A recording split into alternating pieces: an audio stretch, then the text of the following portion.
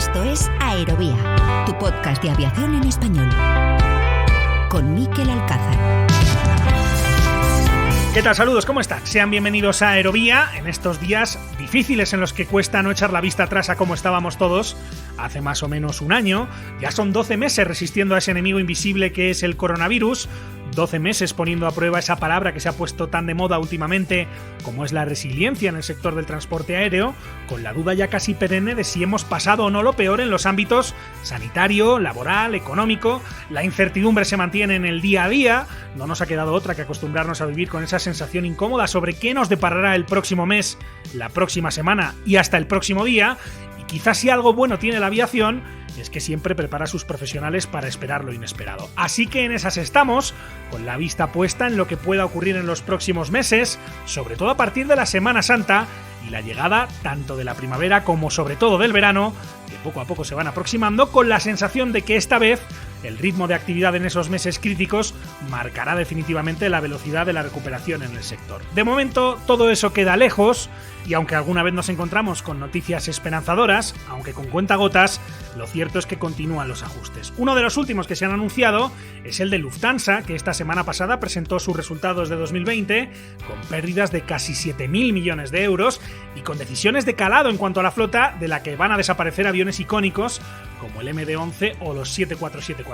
Flota reducida, más moderna para la compañía germana, que espera seguir ajustando también sus cifras de personal. Escuchamos lo que decía en una entrevista a Bloomberg el consejero delegado de Lufthansa. Escuchamos lo que decía Carsten Spohr.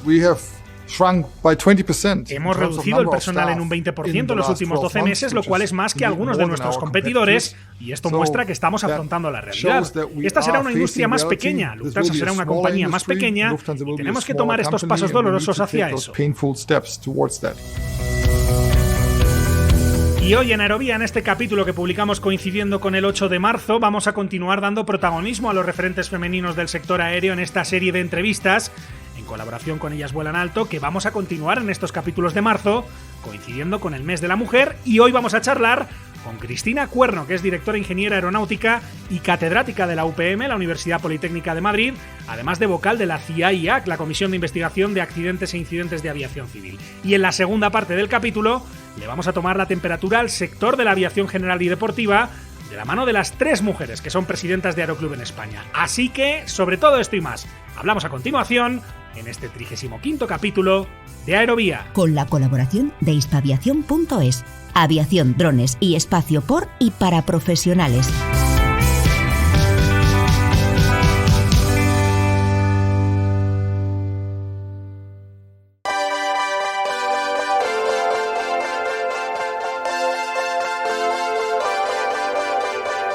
La voz de las profesionales del sector en Aerovía. Una serie de entrevistas en colaboración con Ellas Vuelan Alto.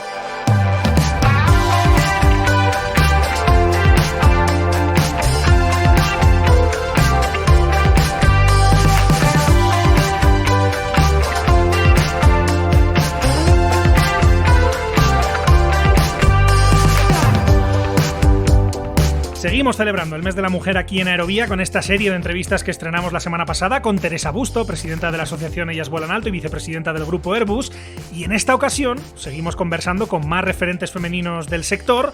Hoy nos acompaña Cristina Cuerno, que es directora ingeniera aeronáutica, catedrática y directora de la Escuela Técnica Superior de Ingeniería Aeronáutica y del Espacio de la UPM, de la Universidad Politécnica de Madrid, y le saludamos ya. Hola Cristina, ¿cómo estás? Bienvenida a Aerovía. Hola Mikel. Buenas tardes o buenos días allá, donde sea. Muchísimas gracias por contar con mi participación en este postado interesante que tienes. Encantado de saludarte, Cristina. Empecemos. Tú eres directora de protocolo de Ellas Vuelan Alto. ¿Nos puedes contar un poquito cómo llegas a la asociación, cuál es un poco el motivo por el que te decides unir al proyecto y cuál es tu rol como directora de protocolo? Bueno, pues muy bien. A ver, mi participación en Ellas Vuelan Alto es como socia fundadora. Y luego, posteriormente, cuando constituimos la asociación legalmente, pues ya, digamos, miembro de la junta directiva, y cada persona que está en la junta directiva pues tiene un rol, aunque luego es verdad que hacemos un trabajo muy transversal.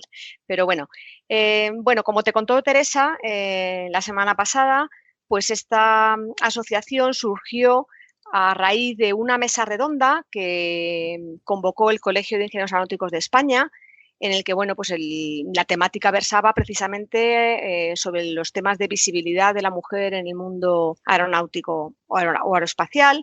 Es verdad que estaba muy centrado en el mundo de la ingeniería, así que la mayoría, por no decir, no éramos todas, pero la mayoría sí que estábamos, o somos ingenieras o estaban en empresas de ingeniería, alguna también estaba en alguna empresa operadora, recuerdo una participante de la mesa que estaba en una compañía aérea, pero bueno, la cuestión trataba sobre esa temática y la mesa salió muy bien, sin haberla preparado, tuvimos todas mucha conexión. Y después, ya una vez que acabó la mesa y nos fuimos a comer para seguir pues bueno, comentando, pues vimos que todas teníamos un mismo interés, teníamos unos mismos anhelos, teníamos unas mismas problemáticas. Sí. Y buscábamos, pues eso, responder a esa pregunta de qué puedo hacer yo para mejorar esta situación. Esta situación que cada una desde nuestro punto de vista y en nuestro entorno profesional pues habíamos ido viviendo de una forma diferente y todas teníamos en común el que sentíamos la necesidad de poder hacer alguna cosa. Además fue muy interesante porque en la mesa redonda, además de que cada una, bueno, ya sabes, el formato de mesa redonda, cada una interviene y hay una moderadora con unas preguntas, luego evidentemente pues había un público y se abrió la posibilidad de que intervinieran las personas del público y lanzara sus preguntas. Sí. Y había en particular, dos personas que recuerdo, una está actualmente en la junta directiva también y otra estuvo en la junta directiva y bueno, pues sus diversas ocupaciones al final la han llevado a desvincularse del papel de la junta directiva, si bien es una persona muy activa en este mundo. Y sus intervenciones que nos hicieron darnos cuenta de que la problemática de la mujer en lo que llamaríamos las profesiones aeroespaciales, es decir, cualquier profesional que trabaja en cualquier cosa relacionada con el mundo aeroespacial, pues bueno, era más de lo que nosotros nos dábamos cuenta. Cada una de nosotras pues estaba un poco más centrada en su entorno y, como digo, era un entorno bastante ligado a la ingeniería y a la operación. Entonces, bueno, pues a raíz de ahí, como digo, pues empezamos a darle vueltas ese mismo día y luego posteriormente, hablando, nos empezamos a reunir y llegamos a la conclusión de que, bueno, pues teníamos mucha sintonía y que lo que teníamos que hacer era canalizar esto creando una asociación. Y entonces, pues bueno, empezamos de cero, desde cómo se constituye una asociación, hay que no tenemos ni idea, hay que estudiarse los papeles que hay que rellenar y demás, hasta todo. Pues tú ya sabes lo que es esto, un nombre, un logo, bueno, pues unos estatutos, pensar cuál es nuestra misión, nuestra visión, nuestros objetivos, ir dándole forma un poco a todo. Así que yo estoy ahí desde el principio, como digo, pues como una socia fundadora. Inicialmente tuve el rol de directora financiera, lo que pasa que luego nos dimos cuenta, pasado aproximadamente un año, que al haber una tesorera y una directora financiera como que no tenía demasiada entidad el puesto de directora financiera y podía ser asumido por la persona que hace de tesorero de la asociación, porque en el fondo es una asociación pues pequeña, no manejamos unos capitales ni tenemos unas inversiones como para pensar que tiene que haber una persona dedicada a las finanzas. Claro. Y entonces, bueno, pues yo pasé al concepto de directora de protocolo en el sentido de que antes del coronavirus, pues lo que hacíamos era eventos, no con una regularidad mensual como hacemos ahora prácticamente, eran más espaciados porque eran eventos, digamos, algo más complejos de organizar, porque eran eventos que giraban alrededor de una temática y, bueno, pues había que identificar en qué lugar lo íbamos a hacer, pues había que contactar con quién era el propietario de ese local,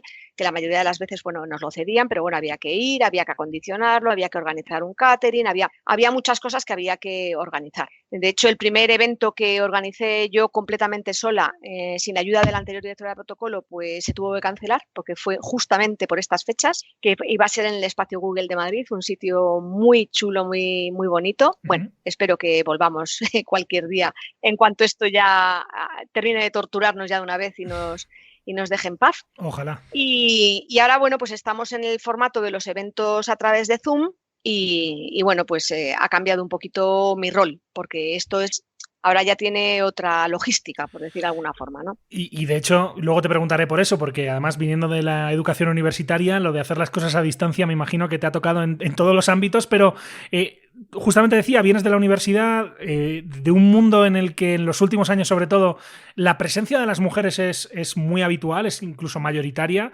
Alguien, por ejemplo, ha estudiado periodismo, pues lo puede decir claramente, que en algunas carreras estamos hablando de rubros que están muy feminizados de algún modo, pero en otros es curioso, como es el del sector aeronáutico, es justo lo contrario. No sé cómo valoras esa dicotomía de que, si bien la universidad, por un lado, se está abriendo mucho a las mujeres y de hecho ya son mayoritarias en ese ámbito, en carreras como estas es justo lo contrario. Sí, es un tema interesante de analizar.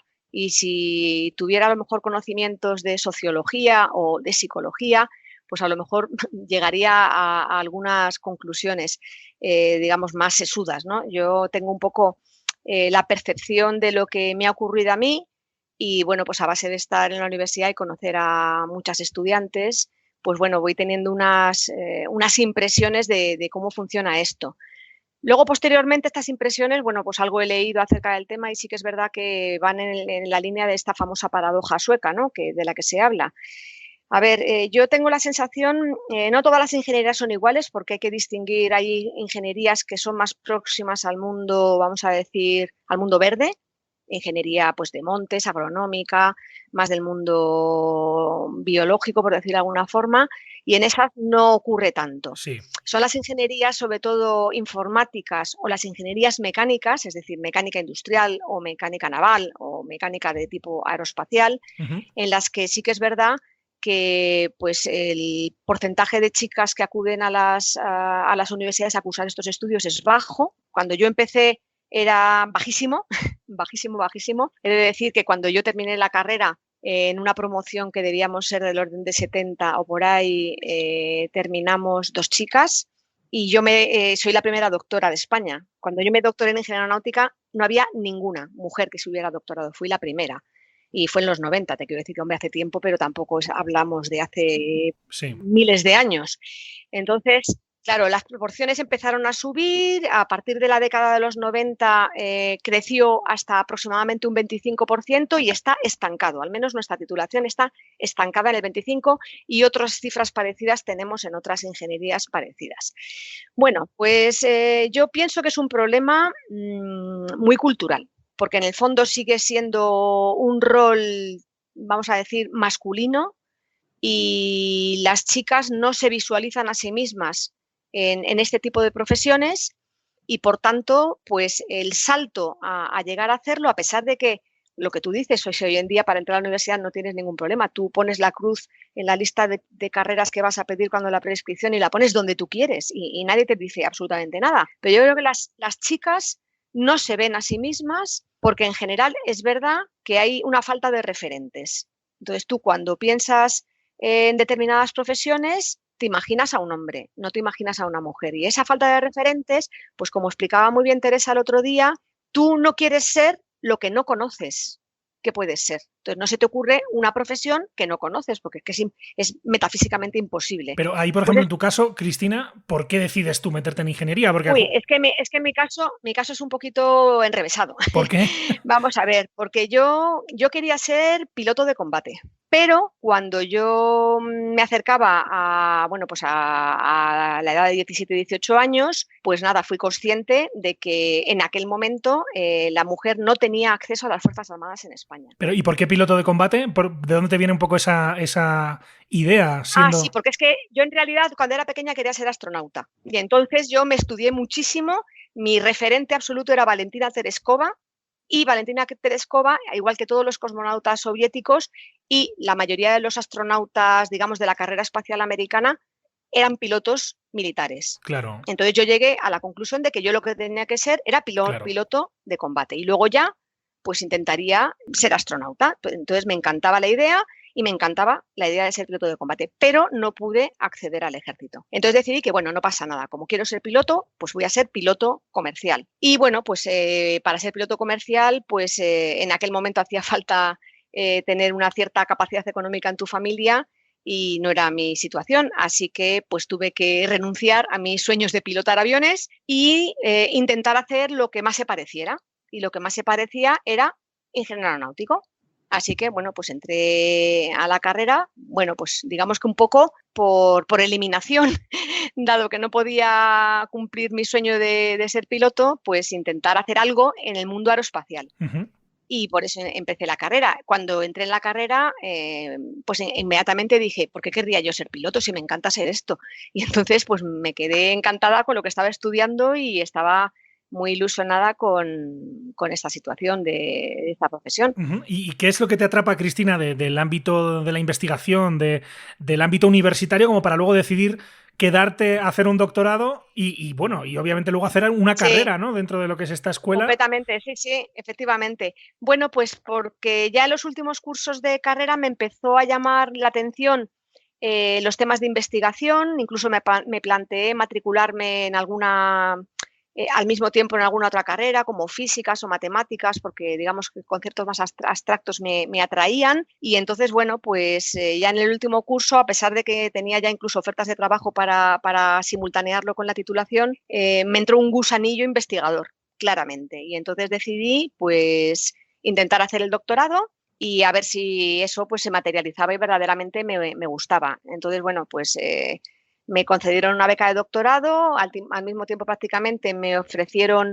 empezar de profesora, con lo cual renuncié a la beca y me contrataron de profesora al mismo tiempo mientras hacía mi tesis doctoral. Ujú. Y de allí hasta aquí, pues todo seguido, como quien dice. Es decir, encontré una profesión apasionante, encontré un mundo en el que he sido feliz y sigo siendo muy feliz y es una cosa que me encanta mi trabajo. Entonces, sí es verdad que a mí el mundo de la ingeniería me encanta y siempre he orientado mi trabajo en la universidad con un pie puesto fuera. Es decir, yo he hecho siempre investigación muy aplicada, he tenido y sigo teniendo siempre que es posible contratos con empresas, tengo unas relaciones muy intensas con el mundo de la ingeniería aeroespacial porque me gusta la ingeniería, es decir, me gusta la investigación, pero bueno, digamos tecnológica, ¿no? Entonces, ahí tengo la posibilidad de poder hacer trabajo de ingeniería desde el punto de vista, digamos, de la universidad, lo cual pues es un complemento que creo que es perfecto para la investigación que hago y que aporta también a mi docencia, porque en el fondo yo enseño también fundamentalmente en asignaturas de últimos cursos, es decir, asignaturas muy aplicadas, y entonces eso me permite estar perfectamente al día de todo lo que tengo que hacer, porque es que ya lo estoy haciendo con la industria. Entonces, creo que eso me da una realimentación que es positiva para mi docencia y que creo que es positiva para mis alumnos. Entonces, bueno, pues en esa situación me encuentro cómoda y me gusta mucho. Ujú. Te iba a preguntar de eso porque siempre en estos ámbitos especialmente, ¿no? En los más tecnológicos de innovación, siempre se dice, bueno, es que la empresa privada realmente pues los sueldos son mucho mayores que los que hay en el ámbito académico tal vez y me imagino que ahí hay una cierta, aunque luego me imagino que lo puedes compaginar hasta cierto punto, pero el ámbito docente también te tiene que llamar mucho, ¿no? Para decir, bueno, renuncio a tener un puesto en una gran empresa que me dé tal vez un respaldo económico que tal vez la universidad no me puede dar,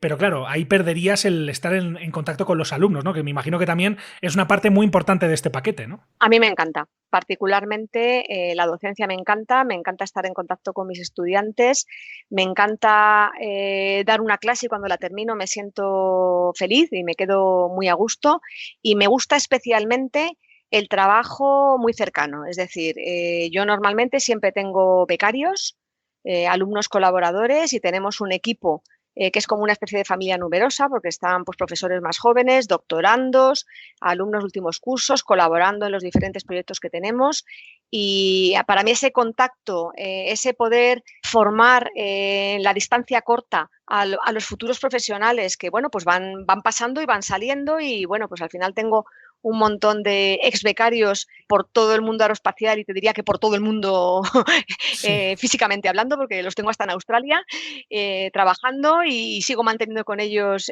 correspondencia, emails o, bueno, conversaciones y es muy gratificante ver cómo al final, pues bueno, ellos recuerdan con mucho cariño lo que han aprendido trabajando directamente con los profesores en proyectos y esa faceta que es una faceta docente un poco distinta de simplemente entrar a una clase y dar una clase que me encanta y me parece muy bonito y es muy enriquecedor, pero luego además el poder tener ese contacto, como digo, de cerca con los estudiantes y conocerles bien y tener amigos, que han sido en su momento becarios y hoy en día pues son amigos, Ujú. pues me parece maravilloso. O sea, creo que es una relación preciosa. Y bueno, supongo que las empresas también se tienen, porque en el fondo también las empresas se van renovando, van entrando perfiles más junior que tienen que ir aprendiendo y también, bueno, en el fondo yo creo que un profesional en la empresa también tiene una faceta formativa de las personas jóvenes que entran y seguro que coincidirá conmigo que es una faceta Ujú. muy interesante. Pero bueno, el mundo de la universidad es un mundo muy, muy atractivo y de hecho le ocurre a muchos profesionales que están en el ejercicio de la profesión que sienten el gusanillo y de hecho ahí pues tenemos muchos profesores asociados en la universidad que lo que hacen es precisamente venir a aportar sus conocimientos del día a día de la empresa pues en muchas asignaturas que son proclives a ello, que los alumnos lo van a aprovechar mucho y me consta que todos ellos son muy vocacionales y que a pesar de ser ingenieros de la empresa y algunas veces con puestos muy altos, sacan sus horas para dar estas clases que como digo, les interesa mucho. Pero Claro, bueno, esto es un poco vocacional, ¿eh? Es claro. como que estas cosas de la enseñanza te tienen que llamar. Desde luego. Y lo estabas mencionando, la importancia del contacto directo, de estar con tus alumnos en el día a día, de tratar con ellos. Lamentablemente llevamos ya un año prácticamente de pandemia. Aquello se acabó o se puso en pausa durante un tiempo. ¿Cómo fue ese impacto de pasar a hacerlo todo a distancia y sobre todo pensando un poquito en el peaje que esto haya podido ocasionar a los estudiantes y también a los profesores, ¿no? Evidentemente, pero no sé si desde el punto de vista formativo crees que los alumnos que se vieron abocados a tener que continuar sus estudios a distancia pueden de algún modo pues tener que pagar un peaje el día de mañana por no haber podido seguir con normalidad sus estudios.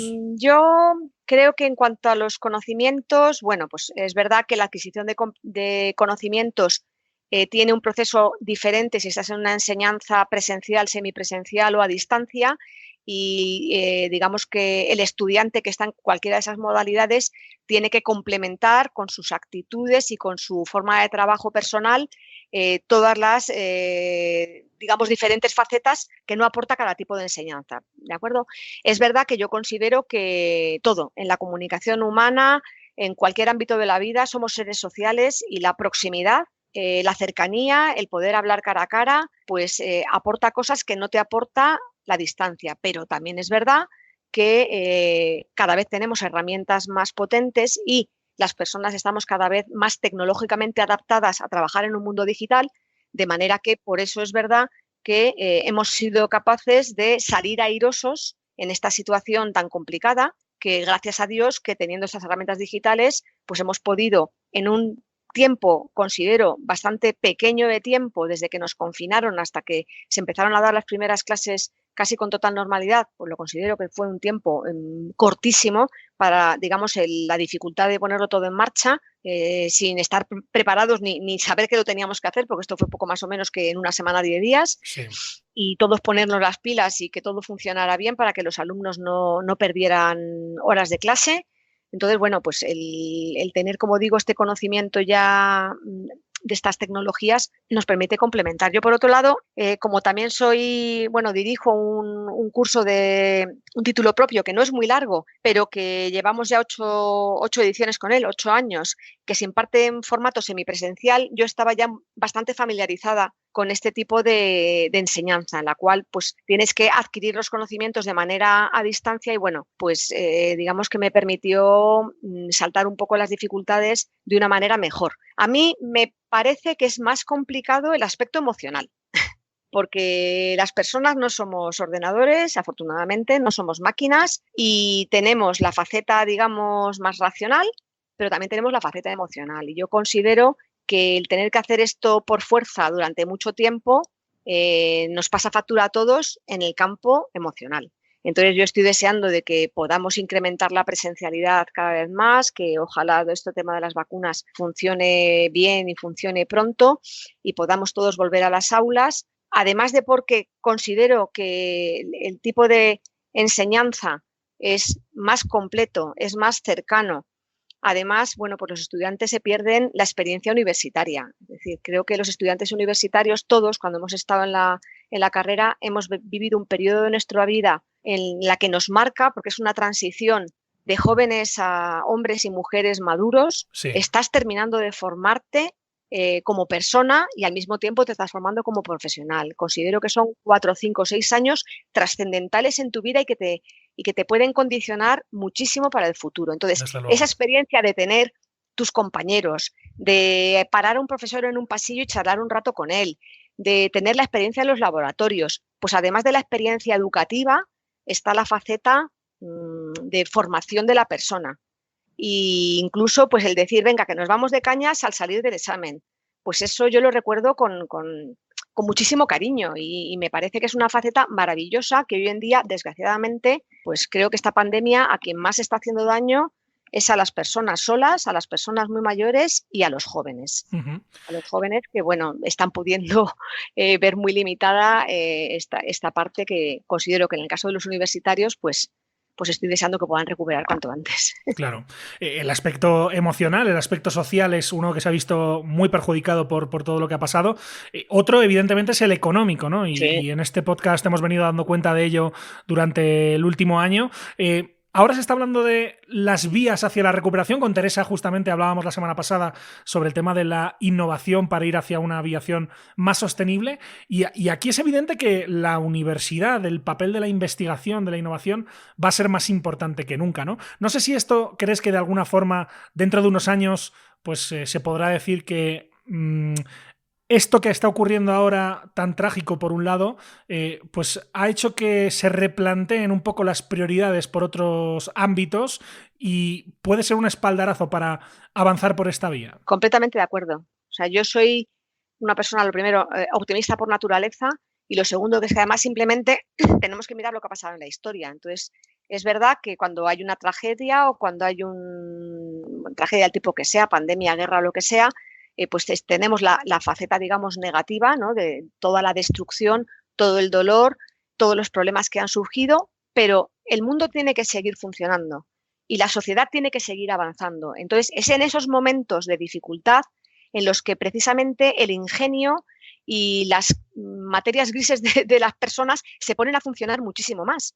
Y notas que de repente surgen un montón de proyectos, surgen un montón de cambios de paradigma y vienen unas oleadas de impulsos. Entonces, considero que aquí, de hecho, ya está ocurriendo. O sea, yo yo pienso en mí misma, en mi faceta que me ha tocado vivir como directora de la escuela, que fue pues a 2 meses de haber tomado posesión, de repente me encontré con que todo lo que tenía que hacer lo tenía que hacer desde un escritorio en mi casa y dirigir una escuela de 4.000 y pico personas era una de las facetas que tenía que resolver sin saber bien cómo se hacía, porque te digo, acababa de tomar posesión, hasta como gestora en este caso, como profesora, y entonces de repente te das cuenta todo lo que hemos aprendido en tan poco tiempo, la cantidad de cosas que hemos hecho, tú te pones a mirar para atrás y yo ahora misma me quedo, me llama la atención, me sorprende, digo, hay que ver la capacidad de reacción que tiene el ser humano, o sea, es que es así.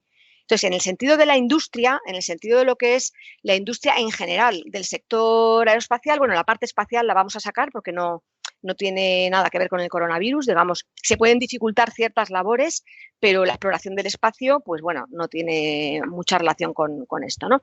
Pero sí que es verdad que la faceta, digamos, del transporte aerocomercial, todo lo que mueve, pues se ha visto completamente afectada. Entonces, en efecto, pues tenemos que buscar la manera de que esto sea simplemente un tropiezo en el camino, no podemos conformarnos, esto va a volver a la normalidad, esa normalidad va a llegar y mientras tanto tenemos que conseguir que esta industria no se destruya para no tener que empezar de cero y por ello la innovación, la imaginación, la creatividad, pues está ya funcionando y funciona desde el primer momento. Es verdad que la universidad ahí es una piedra angular, porque la universidad, por su propia naturaleza, está formada pues, por estudiantes, que es digamos, un semillero de creatividad y de innovación por la propia naturaleza de los jóvenes y luego, pues bueno, de investigadores que estamos acostumbrados a tener que pensar en problemas complicados, en tener que pensar en cosas que se van a poner en el mercado o teorías que se van a validar dentro de mucho tiempo. Trabajamos la innovación desde hace tiempo, de manera que, bueno, pues estamos bastante acostumbrados a tener que movernos en este tipo de parámetros. Entonces sí que creo que es una fuente importante a la hora de ayudar a impulsar al desarrollo. Uh-huh. Decías antes, Cristina, ya para ir finalizando, pero has hablado de que ya tenías experiencia porque dirigías un curso semipresencial. Este curso, si no me equivoco, es el de investigación de accidentes e incidentes, Sí. que diriges además porque hay que recordar que eres vocal de la CIAIAC, de la Comisión de Investigación de Accidentes e Incidentes de Aviación Civil. Una labor, la que hacéis los investigadores de accidentes, que es francamente importante, pero no sé si coincides conmigo en que de algún modo es desconocida, a pesar de todo lo que atrae, ¿no? Porque evidentemente cada vez que hay un suceso de estas características, pues y los periodistas en eso también jugamos, creo que un rol esencial, pues toda la atención se vuelca alrededor de esto, pero lo que es el trabajo meticuloso que se hace cuando se investiga un suceso es muy desconocido, ¿no? Sí, efectivamente. Yo considero que es alrededor de un accidente de aviación, pues se crean muchas expectativas y es verdad que es un tema que en general pues atrae mucho, digamos, al público en general y llama mucho la atención y enseguida se convierte en una portada. Y luego pues hay un gran desconocimiento de en realidad en qué consiste la labor de una comisión como la Comisión de Investigación de Accidentes e Incidentes de Aviación Civil, en la que yo colaboro como vocal del Pleno, y el papel que hace el investigador y todo el proceso que se sigue hasta obtener un informe que tiene unas conclusiones, unas causas y, si es pertinente, unas recomendaciones que lo que tratan es de que este accidente no se vuelva a repetir en el futuro, es desconocido, porque además luego, bueno, pues hay mucha distorsión, porque bueno, no, puede haber comunicaciones, digamos, en los medios de comunicación que no se ajustan a la realidad del día a día de emisiones, a la legislación que pesa sobre esta tarea, se mezclan con aspectos a lo mejor pues judiciales y no se aclara bien cuál es el papel de cada organismo ni cómo se tiene que resolver. Algunas películas no muy afortunadas, sí, como ocurre pues en muchos sectores, ¿no? El que bueno se deforma un poco desde el desconocimiento cuál es la labor que, como tú dices, es una labor meticulosa, normalmente más lenta de lo que nos gustaría, porque alrededor de un accidente pues hay muchísimas cosas que hay que mirar con muchísimo cuidado. Todo lo que hay alrededor de un aparato tan complicado como un avión no es sencillo. A veces las evidencias que quedan para investigar no son todas las que querríamos, y no solo hay que investigar piezas o elementos físicos, hay que investigar todo lo que hay alrededor de la operación, y eso es un universo de aspectos. Entonces, bueno, pues estas personas son personas que tienen una formación muy exhaustiva, muy profunda en muchísimos temas, porque, como digo, todo lo que hay alrededor de la operación de un avión, empezando por el avión, por la formación de los tripulantes, por todo, es el mantenimiento, en fin, la navegación, los aeropuertos, es que son todos los aspectos y, como digo, pues es un mundo además muy, muy técnico y muy complicado. ¿Cómo crees que encaja esto con la sociedad en la que vivimos ahora? Porque al final estamos hablando de un proceso que es meticuloso, que es lento. La semana pasada, de hecho, con Christine Negroni, con la periodista de Estados Unidos, hablábamos de una investigación que duró 4 años, en este caso la del TUA 800. ¿Cómo encaja algo que tiene que ser por naturaleza lento y meticuloso con una sociedad como la actual, en la que queremos respuestas, no te iba a decir al minuto, no, al segundo en realidad? Pues hombre, mal. Encaja mal porque al final, efectivamente, el mundo quiere que esto sea en el abrir y cerrar de ojos, que tengamos la solución y las conclusiones, y la tarea en sí misma, pues bueno, me has puesto el ejemplo de un avión que recogieron infinitos trocitos pequeños del mar y los montaron todos porque era fue una investigación muy retadora, en el que verdaderamente no tenían mucha idea de por dónde ir, si era un problema de sabotaje, si había sido una bomba, si había sido, o sea, fue una investigación, bueno, es una investigación mítica de la historia, sí, de la investigación de accidentes, absolutamente mítica. Pero es verdad, o sea, hay muchísimas investigaciones, sin ser tan mediáticas y tan conocidas, pues se llevan varios años, porque es que es una materia muy complicada. Bueno, pues a base de intentar explicar a la sociedad que es que esto tiene que ser así, es que las prisas no son buenas consejeras y hay ciertas cosas que requieren tiempo, y ese tiempo hay que tomarlo, porque si no investigas a fondo, que exige tiempo y dedicación, no vas a poder obtener lo mismo. Está claro que los productos no pueden ser iguales. Si yo gasto muy poco tiempo, que si gasto mucho tiempo en una misma tarea. Entonces, creo que al final la sociedad tiene que ser consciente y creo que, por ejemplo, ahí el papel de los comunicadores, de los medios de comunicación, es importante a la hora de transmitir de verdad qué es lo que hay detrás de esto y que lo que interesa es tener conclusiones ciertas, conclusiones que permitan mejorar, que sean efectivas y que sean eficientes para lo que queremos todos, y es mejorar la seguridad aérea. Y es, como les digo ya a mis alumnos cuando les explico esto, los investigadores investigan para no tener que investigar más. Es decir, para que ojalá que con todo esto que investiguemos, estos accidentes nunca se vuelvan a repetir y cada vez sean menos los accidentes que se produzcan y, por tanto, cada vez haya menos que investigar. Es un tema sin duda muy interesante del que hemos hablado en algunas ocasiones aquí en Aerovía. Ojalá, yo confío en que algún día podamos hacer un especial específico sobre tema de investigación de incidentes y de accidentes aéreos, porque creo que es un tema en el que, como tú bien has dicho, Cristina, hay mucho que trasladarle a la sociedad, ¿no? Mucho que explicar sobre cómo funciona esto, para qué se hace, etcétera. Creo que eso sería interesante, o sea que te emplazo, Cristina, que más adelante lo hagamos aquí en Aerovía, porque creo que es muy interesante. Y quiero terminar esta entrevista tan interesante porque se me echa el tiempo encima, pero volviendo a Ellas Vuelan Alto, a la asociación Ellas Vuelan Alto, a esta asociación sin ánimo de lucro, como nos recordaba la semana pasada Teresa Busto, su presidenta, que trabaja, entre otras cosas, para darle visibilidad a los referentes femeninos del sector. No sé, Cristina, pensando un poco en los próximos meses, próximos años, si hay algún objetivo, algún área en el que te sientas particularmente identificada, algún objetivo que tú tengas marcado a fuego que te gustaría conseguir próximamente. A mí me gustaría poder incrementar el número de mujeres que acceden a las profesiones aeroespaciales. Básicamente, que tengamos una participación mayor. Es decir, si somos un 50% de la población, no quiero decir que, veo de momento utópico alcanzarnos al 50%, pero que haya un mayor papel. Es decir, para mí, quizás porque trabajo con la juventud, lo que quiero es mirar a la juventud y que las chicas que sientan la llamada de una profesión del mundo aeroespacial no vean ningún obstáculo en verse a ellas mismas en el futuro ejerciendo ese trabajo. Entonces, para mí lo que me gustaría es eso. Eso es un objetivo para mí muy claro. El conseguir que digamos, se normalice un poco más esto. No que te vean un poco como un poco bicho raro, ¿no? Un bicho raro en el sentido despectivo, no, sino que despierte curiosidad. Tú eres como si fuera una cosa, pues es un descubrimiento. Sí. Me gustaría que llamara cada vez menos la atención y que todos tuviéramos absolutamente asumido que, pues eso, que te montas en un avión y la tripulación es femenina. Pues que vas a dar clase de aerodinámica hipersónica y es una profesora. Que hay un cálculo...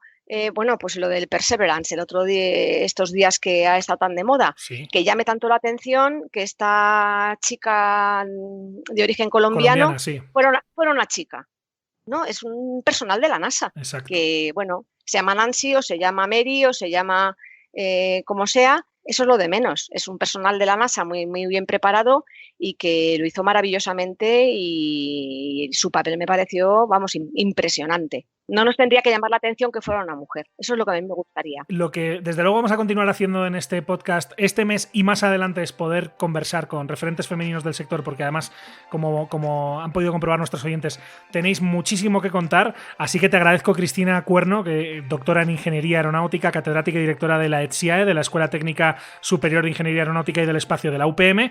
Te agradezco mucho esta conversación, este tiempo, que vaya todo muy bien y seguimos en contacto. Y lo dicho, te emplazo para que hablemos de investigación de accidentes, que es un tema también fenomenal, que sin duda es súper interesante. Muchísimas gracias por todo, que vaya muy bien. Muchísimas gracias a ti por esta oportunidad, Miquel. Muchísimas gracias. A ti, un saludo. Un saludo, hasta luego.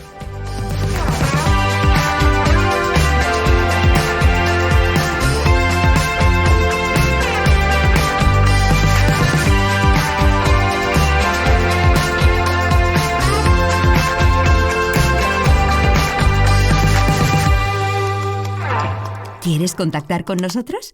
Escríbenos a info@aerovia.net.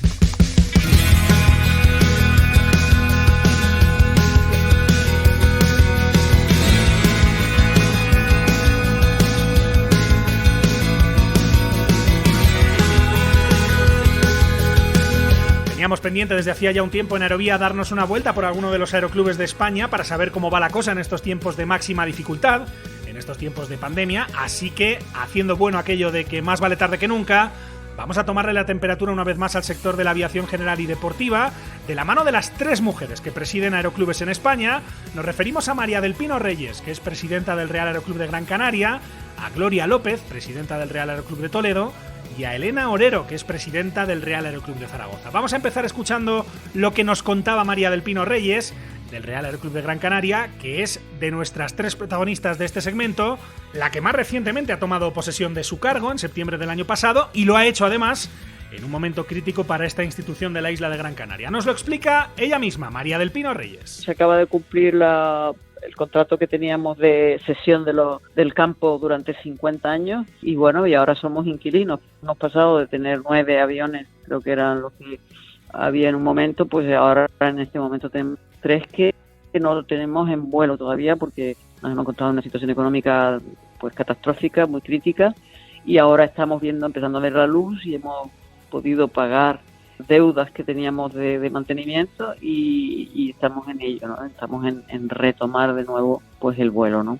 Que es lo más importante para nosotros, nuestro objetivo principal, ¿no? Que nuestros socios puedan volver a volar. María del Pino Reyes se puso en plena pandemia al frente de una candidatura cuya principal misión, así lo explicaba ella, consiste en asegurar la supervivencia de un aeroclub que, pese a contar con aproximadamente 120 socios, caminaba directo hacia la desaparición. Escuchamos a la presidenta del Real Aeroclub de Gran Canaria. Nosotros nos presentamos a las elecciones porque vimos que el aeroclub realmente estaba abocado a la desaparición, porque durante el año, no solamente la pandemia, porque la pandemia indudablemente ha afectado muchísimo, pero también porque en los últimos año y pico ni siquiera se cobraban las cuotas de los socios. Pero bueno, el equipo nuestro es un equipo muy, muy competente en todas las áreas necesarias para esta misión imposible y bueno, y con un entusiasmo tremendo porque nos negamos a que desaparezca una institución como es el Aeroclub, el Real Aeroclub de Gran Canaria, que ha estado aquí, ya te digo, es una institución señera de la isla, ¿no? Yo creo que hemos empezado a ver la luz, entre otras cosas, porque hemos tenido acceso ya, a las cuentas del banco que nos ha permitido, y hemos podido vender uno de nuestros aviones para hacer frente a las deudas, y entonces empezamos a ver la luz. El problema es que no solamente no se entraba dinero, sino que se siguió con los mismos gastos de siempre. Nosotros hemos tenido que, de entrada, cortar gastos, indudablemente, ¿no? En fin, pero ya empezamos a ver la luz, sí.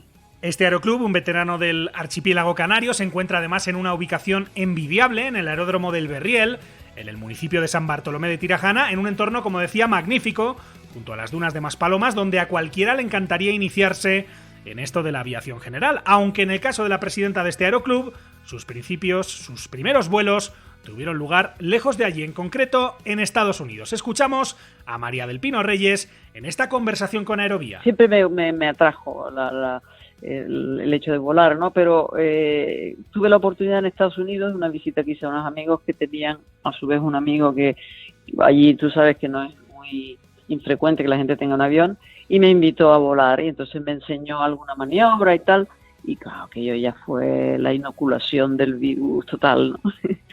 De hecho, las primeras horas él me animó a que ahí en la escuela pues hiciera las primeras horas y hice mis primeras 5 horas, están hechas ahí sobrevolando Boston, que es una maravilla. Y luego ya cuando volví aquí, pues siempre pensando en hacerlo en Estados Unidos, pero luego me di cuenta de que era mucho más sencillo hacerlo aquí, en nuestro club, ¿no? Y bueno, pues hace unos 14 años más o menos que saqué la licencia de PPL, ¿no? Y bueno, y lo que hacemos aquí, lo más que hacemos es vuelta a la isla, y también tenemos varias veces al año organizamos una vuelta al archipiélago, de forma que en 2 días, en un fin de semana, nos recorremos las 7 islas, ¿no? Hemos venido hablando mucho de lo difícil que es encontrar a mujeres en puestos de responsabilidad en el sector aéreo, y el mundo de la aviación general no es ni mucho menos una excepción, aunque que cambie esto debería ser cuestión de tiempo. María del Pino Reyes es la presidenta del Real Aeroclub de Gran Canaria. Yo creo que la mujer, muy poco a poco, pero sí que va avanzando. Yo recuerdo cuando yo era pequeña que la gente volvía la cara a mirar cuando veía una mujer conduciendo un coche. Después vinieron las motos, después vinieron los autobuses y ya hoy día pues eso está más que superado. Yo creo que es cuestión de tiempo, claro.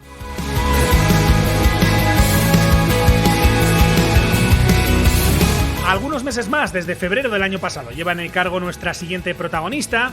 Se trata de Gloria López, que preside el Real Aeroclub de Toledo, una institución de la que fue tesorera durante años y de la que se puso al frente justo antes de la llegada de lo peor de la pandemia a España, un tiempo que lógicamente ha sido muy desafiante para esta entidad especializada en el vuelo a vela. Escuchamos a Gloria López. La verdad es que mal, sí, cerramos el club a cal y canto durante la pandemia. En junio, cuando se empezó la desescalada, volvimos a abrir. Había mucho miedo. Ten en cuenta que en el vuelo a vela hay mucha gente mayor. Hay muy pocos jóvenes. Nosotros somos un club afortunado porque tenemos un convenio con la Universidad de Ingeniería de Madrid o con la Politécnica, y hay un grupo, digamos, un mini club dentro de nuestro club. Estamos asociados con ellos y les dejamos las instalaciones. Entonces tenemos gente joven que va por allí y que hace el curso y que vuela y tal. Pero en general hay mucha gente mayor y nuestro club no se libra. Yo soy de los jóvenes y tengo 63 años, o sea que imagínate. Claro que no es un deporte excesivamente caro, yo también lo digo, pero no es barato. Entonces, gente que está estudiando, pues se permiten lujos de vez en cuando. Entonces, volar con continuidad, pues hasta que no empiezan a trabajar. Di tú que nosotros somos un club con más de 60 años de actividad. Entonces, pues tenemos un tran que nos está permitiendo seguir ahí y que no se note mucho un bajón drástico. Pero sí que es verdad que la inmensa mayoría de los socios estamos de los 60 y poco, 50, te voy a decir 50 y tantos y hasta los 70. Entonces, lo que me decía la pandemia, ¿qué pasó? Que la gente mayor tuvo mucho miedo de volver. Hablamos del Real Aeroclub de Toledo, un aeroclub que tiene aproximadamente 90 socios y que, como les decía, está especializado en el vuelo a vela, aunque también tiene vuelo a motor, una escuela e incluso un taller de mantenimiento. Nos lo explica su presidenta. Escuchamos lo que nos decía Gloria López. Somos un club bastante autónomo, todo nos lo hacemos nosotros. Entonces tenemos escuela de formación de pilotos de vuelo a vela, pero también de pilotos de motor para uso de nuestra actividad, para sacar remolcadores adelante. Tenemos también escuela de instructores, por lo mismo, para alimentar la escuela. Y tenemos un taller certificado por AESA, bueno, la escuela también es certificada por AESA, que el taller se dedica al mantenimiento de los aviones. Ubicado en el aeródromo de Lillo, en el municipio homónimo de la provincia de Toledo, su proximidad con Madrid hace que la mayoría de sus socios provengan de la capital de España. Gloria López es la presidenta del Real Aeroclub de Toledo. El 90% son de Madrid. Bueno, a lo mejor últimamente hay gente que viene de un poco más allá. De Valencia hemos tenido socios, de Córdoba hemos tenido algún socio, de Granada hemos tenido algún socio también. Pero fíjate, La Mancha, que es un sitio que hay muchos pueblos grandes, además, muy poca gente viene. De hecho, del pueblo no tenemos ni un solo socio. Me hago yo cruces porque si yo de pequeña hubiera tenido un campo de vuelo en mi pueblo, pues es que no hubiera salido de allí. Lo que parece claro es que la pandemia, por muchas dificultades y por mucho miedo que haya generado, lo que no ha logrado es acabar con la afición de los socios de este aeroclub, ni por supuesto con el ímpetu de su presidenta. Escuchamos a Gloria López. Pues yo desde pequeña quería volar. Yo hacía avioncitos de papel cuando tenía 5, 6, 7 años y animaba además a todos los chiquillos de mi calle. Competíamos todos desde las terrazas lanzando aviones de papel cuando éramos chicos. Y siempre quise volar. Pero claro, en un pueblo de la provincia de Jaén que no tenía ni idea de aquella, las mujeres menos todavía. Yo cuando se lo decía a mi madre decía, pero chiquilla, ¿dónde vas tú? ¿Qué vas a volar? Como mucho azafata. Pero llegué a Madrid y cuando terminé la carrera empecé a trabajar allí y de pronto me encontré un día con un compañero que se iba a las 4 de la tarde y dice, hace una tarde buenísima para volar, me voy. Y claro, a mí se me abrieron una antena, se me pusieron largas de 2 metros. ¿Cómo que a volar? ¿Dónde? ¿Yo puedo ir? Y ahí empezó todo. Me llevó y ya no salí de ahí.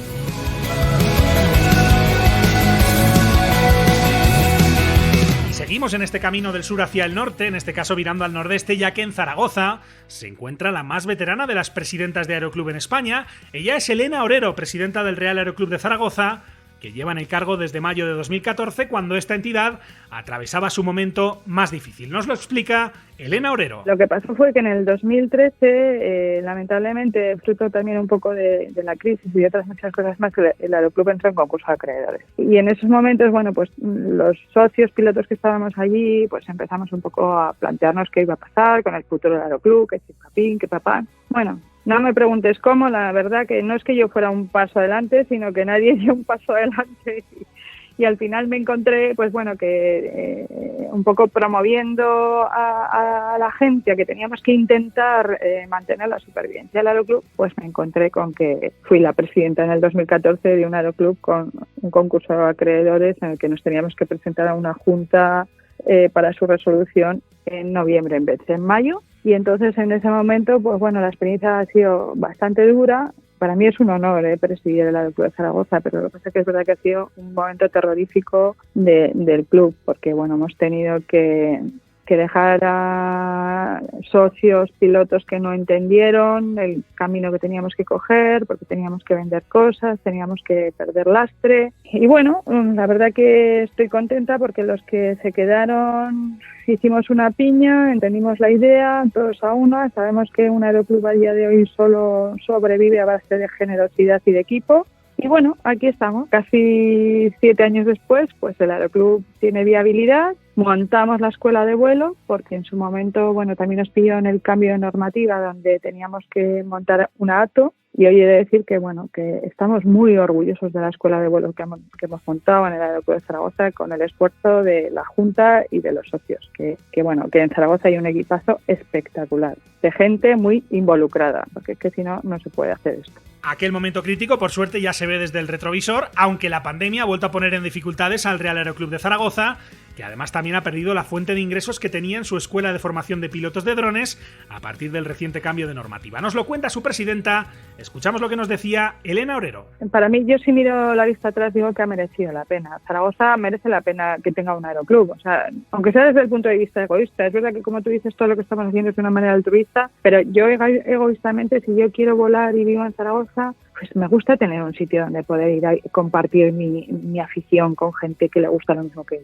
yo. ¿Qué pasa? Que evidentemente ahora pues la situación pues ha cambiado. Con el tema del COVID, pues el año 20, bueno, pues ha sido complicado. El 21 lo prevemos más complicado, porque también, sobre todo, afecta a esa parte social, ¿no? Nosotros somos muy de juntarnos, muy de la aerobarbacoa, el vuelo con algo y bueno, pues ahora todo lo que son reuniones están limitadas, porque también hay otra parte importante que nos ha afectado mucho, que ha sido todo el tema de la formación de drones. Hasta ahora nosotros al Serato también impartíamos formación de piloto de dron, pero ya sabes que ha cambiado la normativa y desde el 31 de diciembre del año pasado, bueno, pues todo el tema de certificados de pilotos de drones se lleva directamente desde AESA, con lo cual esa fuente de ingresos también ha desaparecido.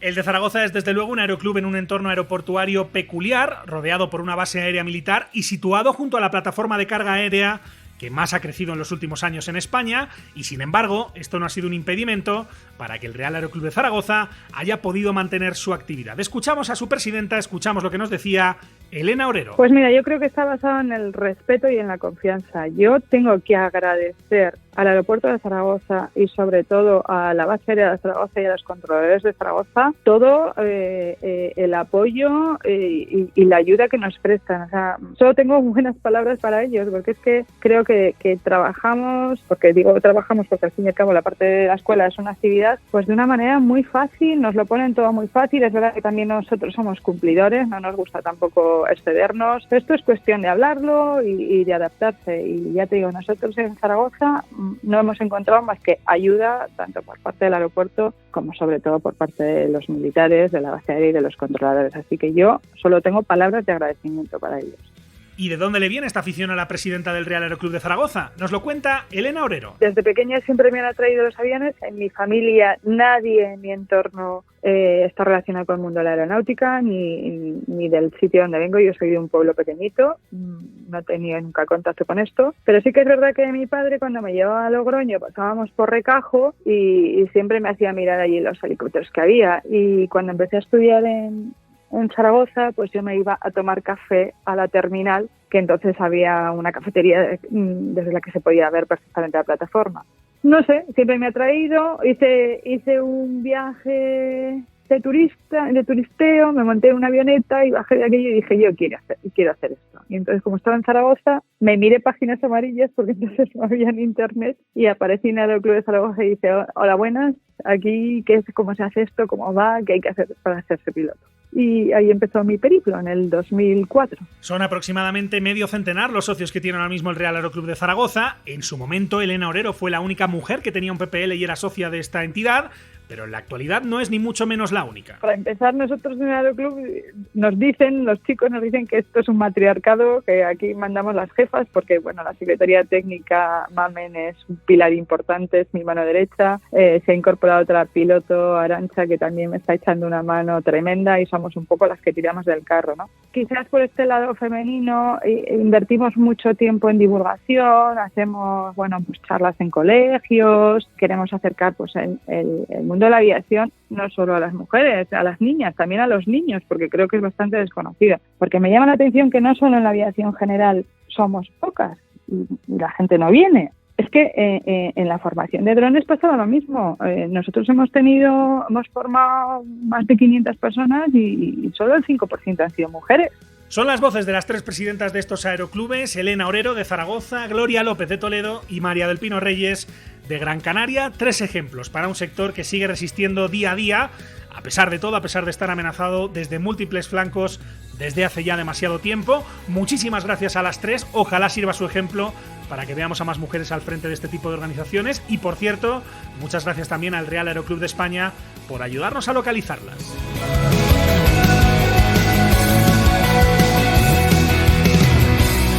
Y así llegamos al final de este capítulo en Aerovía. La próxima semana más. Mientras tanto, recuerden que pueden encontrarnos en hispaviación.es, en www.aerovia.net, así como en facebook.com/aeroviapodcast, en los perfiles en las redes sociales de Hispaviación y también en Twitter, en nuestro perfil Aerovia Podcast, donde, por cierto, esta semana les vamos a convocar alguna sorpresa.